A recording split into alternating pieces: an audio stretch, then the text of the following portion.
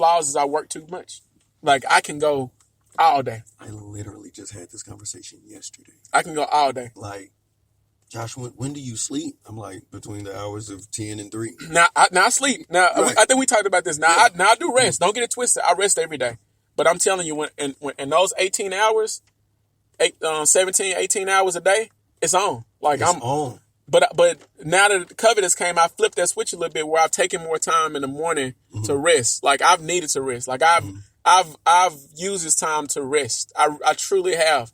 My mind can go 100 miles per hour every single second if I allow it to. See, I've taken the flip side of that, and I've gone 100 miles an hour for 18 hours.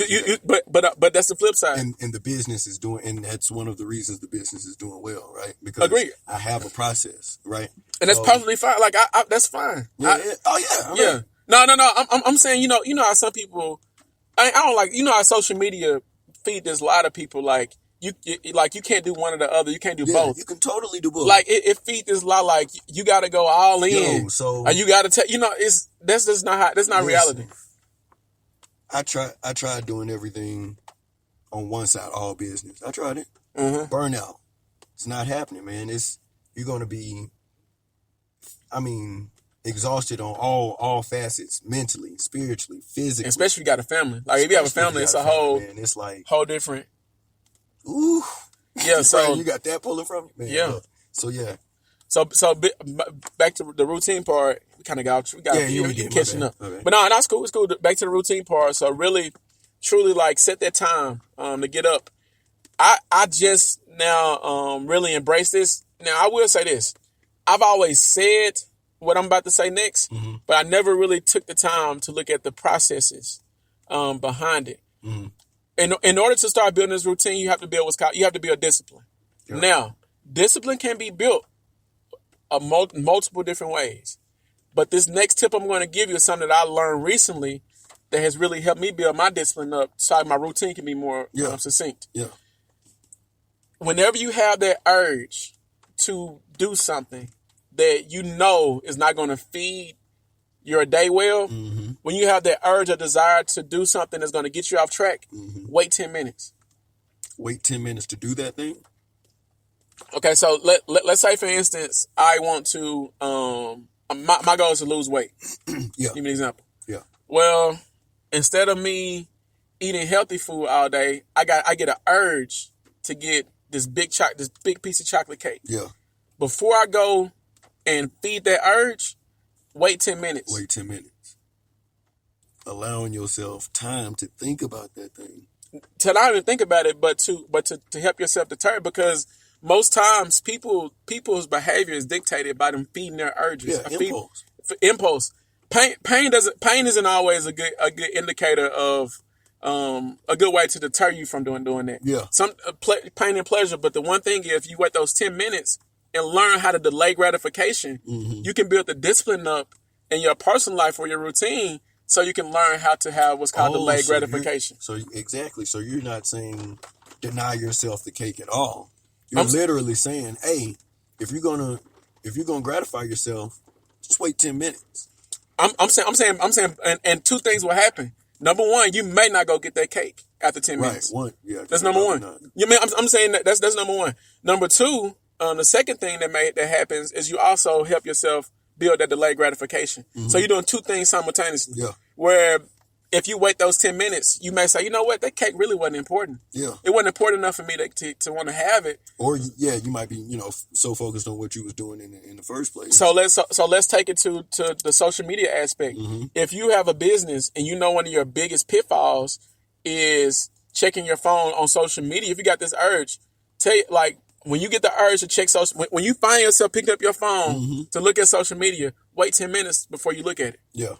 That way, you do two things again. Yeah. You help yourself stay focused on what you're doing, and you build a discipline. Say, you know what? I don't need this right now because I can wait. And so you start to realize what's important and what's not. And man, that's crazy. I was on the phone with a guy I know. He's a freaking marketing director. He got his own company. He lives out in Puerto Rico or whatever. But anyway, we're having a conversation. And I told him, I was like, man, I'm really spending time on stuff that I feel like I shouldn't be doing. Mm-hmm. He was like, oh, so you've gotten there yet? I'm like, what are you talking about? And he was like, oh, so you just need to figure out what are your critical tasks. Absolutely. And what are your non-critical tasks. Absolutely.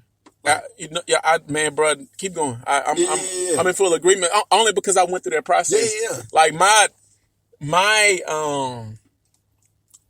I get drilled about this from my team. Yeah. With my business, I would try to delegate things that are not it's not that it's not important. You're not my lane, but it's not my lane. Like Right. it's important. Okay, so you have to learn how to determine what's important for the business and what's important for you. Mm-hmm. What's important for you needs to get done, but it's for the business. So if I'm part of the business Right. and my job is to make burgers and fries, Right. and you don't want to make the shakes, Mm-hmm. Josh make the shakes. Josh make shakes. Kevin is on the burgers and fries. It does not now. If we both working in unison Right. and we both working together, you making all the shakes, I'm making the burgers and fries, orders will be filled. Right. But this is where, and it's It's a efficient, system. but this Right. is where it starts getting slow at. And this is what I feel like this guy was saying.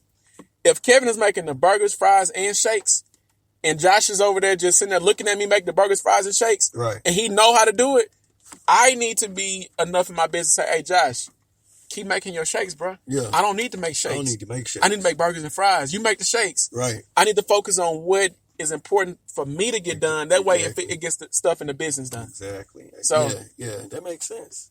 And I had to learn it. I had to learn it. I had to learn it. Critical and non-critical tasks. What So- make the business run? Yeah. What can really be done tomorrow? Yeah. You And said ask yourself that question every time. I was, and man, that led me to getting off of social media. Asking myself that question led me to get off. But when Man, you know what? You say stuff like that, man, and I'm in an area where, like you said, you took 30 days off, and I'm like, bro, no. but I understand. Yeah. I understand your. but social is so critical to my business. But the thing is, like, I feel so. I mean, but it is to yours. But I'm gonna tell you this. Like, I'm one of those people where I pull from all sides. Yeah. As much as I'm telling you the rest, Mm-hmm. I'm also gonna tell you when you on, it's on. Ain't no it ain't no in between saying, okay, you know what? No. You gotta understand. I went 5 years straight, Yeah. almost consistently on social media, 5 years straight. See, and that's how you can be able to take 30 days But off. but then I'm taking time off, and Yeah.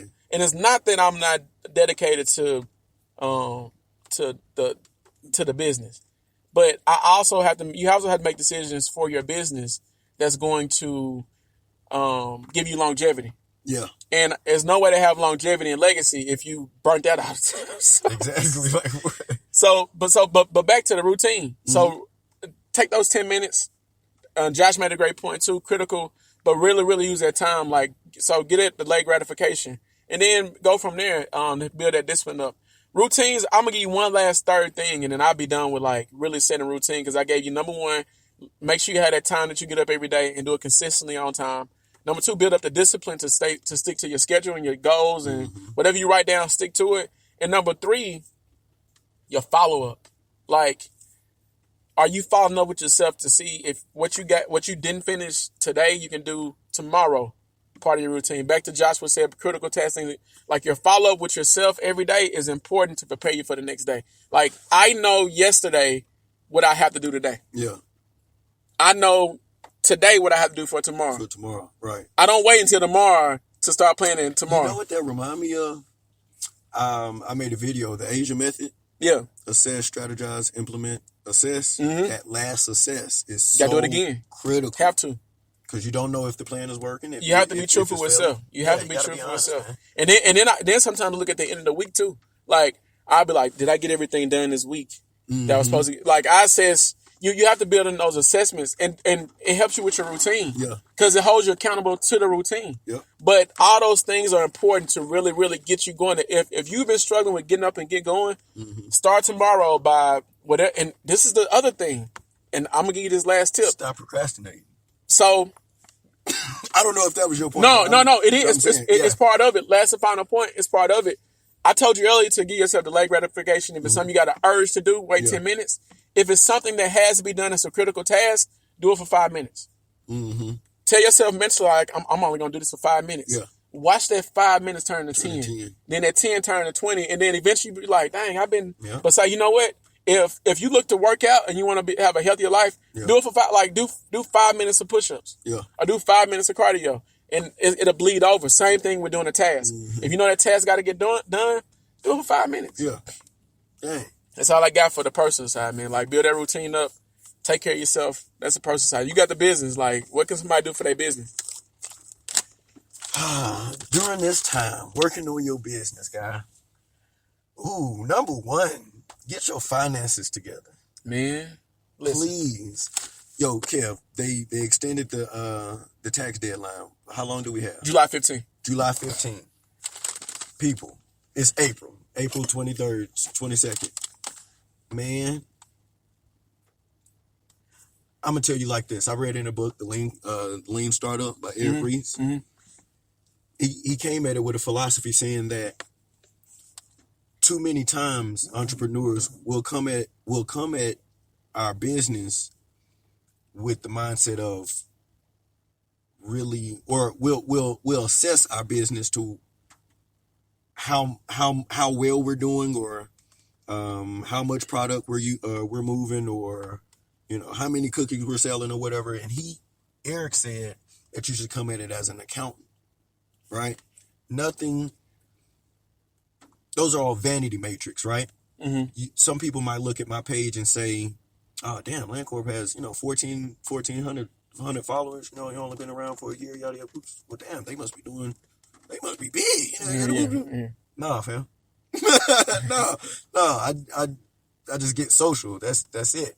But you can't get sucked into those vanity matrix. Nah, you can't. How many people are following You can't. your Not at likes, all. your follows?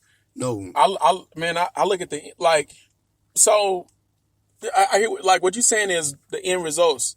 What's the numbers? What is the true number that measures success? Not vanity models, but like what is your number in business?